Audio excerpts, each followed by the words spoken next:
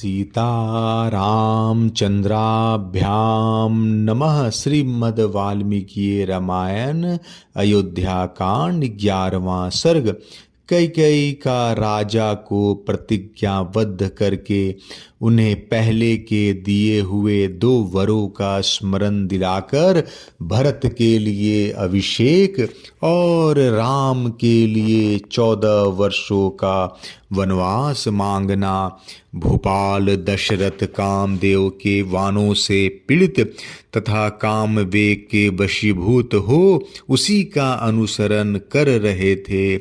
उनसे कैकेयी ने यह कठोर वचन कहा, देव, न तो किसी ने मेरा अपकार किया है और न किसी के द्वारा मैं अपमानित या निंदित हुई हूँ। मेरा कोई एक अभिप्राय मनोरथ है और मैं आपके द्वारा उसकी पूर्ति चाहती हूँ। यदि आप उसे पूर्ण करना चाहते हो तो प्रतिज्ञा कीजिए।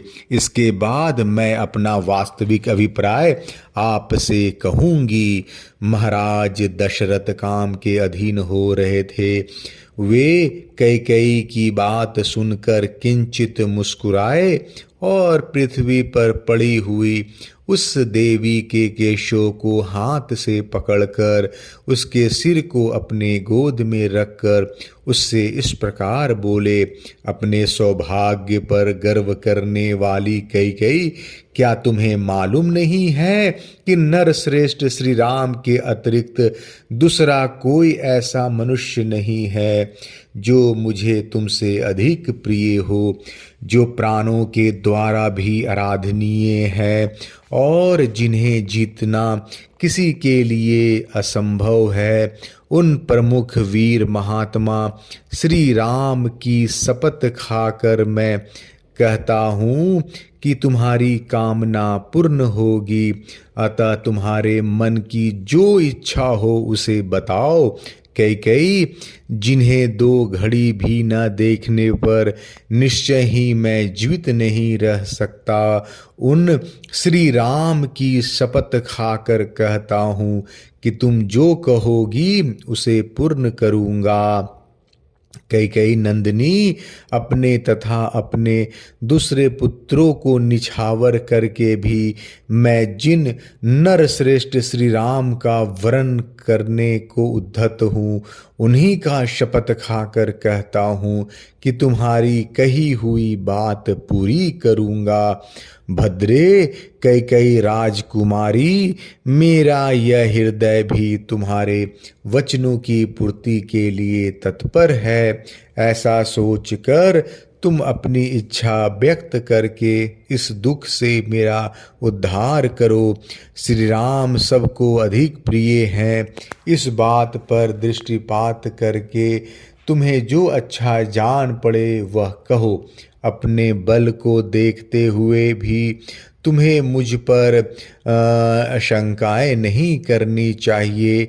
मैं अपने सत्कर्मों की शपथ खाकर प्रतिज्ञा करता हूँ कि तुम्हारा प्रिय कार्य अवश्य सिद्ध करूँगा। रानी कैकेयी का मन स्वार्थ की सिद्धि में ही लगा हुआ था। उसके हृदय में भरत के प्रति पक्षपात था और राजा को अपने वश में देखकर हर्ष हो रहा था। अतः यह सोचकर कि अब मेरे लिए अपना मतलब साधने का अवसर आ गया है, वह राजा से ऐसी बात बोली जिसे मुंह से निकालना शत्रुओं के लिए भी कठिन है। राजा ने उस शपथ युक्त वचन से उसको बड़ा हर्ष हुआ था। उसने अपने उस अभिप्राय को, जो पास आए हुए यमराज के समान अत्यंत भयंकर था, इन शब्दों में व्यक्त किया। राजन, आप जिस तरह क्रमशः शपथ खाकर मुझे वर देने को उद्धत हुए हैं उसे इंद्र आदि 33 देवता सुन ले। चंद्रमा, सूर्य, आकाश, ग्रह, रात, दिन, दिशा, जगत, यह पृथ्वी, गंधर्व, राक्षस, रात में विचरने वाले प्राणी, घर में रहने वाले गृह देवता और इनके अतिरिक्त भी जितने प्राणी हो, वे सब आपके कथन को जान ले, आपकी बातों को के साक्षी बने। सब देवता सुने।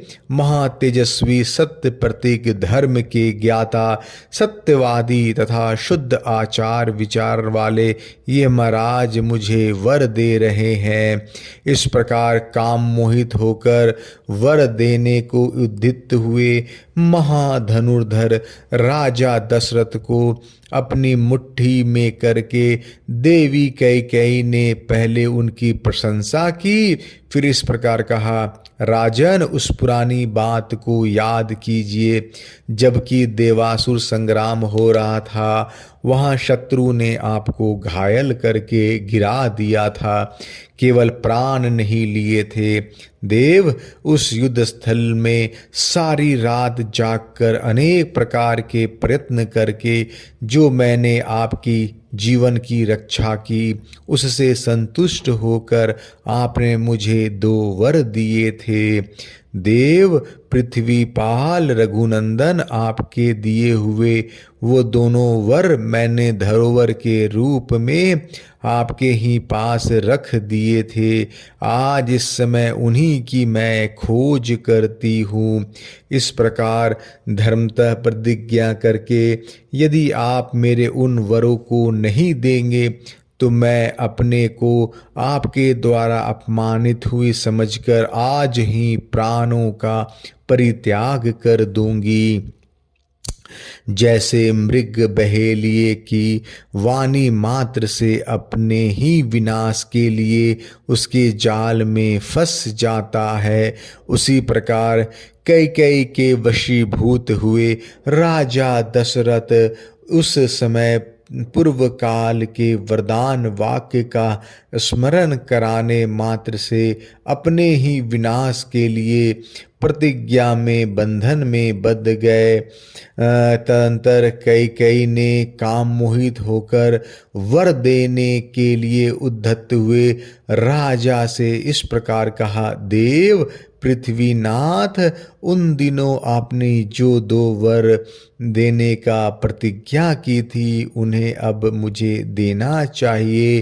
वो उन दोनों वरों को मैं अभी बताऊंगी, आप मेरी बात सुनिए। यह जो श्री राम के राज्य अभिषेक की तैयारी की गई है, इसी अभिषेक सामग्री द्वारा मेरे पुत्र भरत का अभिषेक किया जाए। देव, आपने उस समय देवासुर संग्राम में प्रसन्न होकर मेरे लिए जो दूसरा वर दिया था उसे प्राप्त करने का यह समय अभी आया है।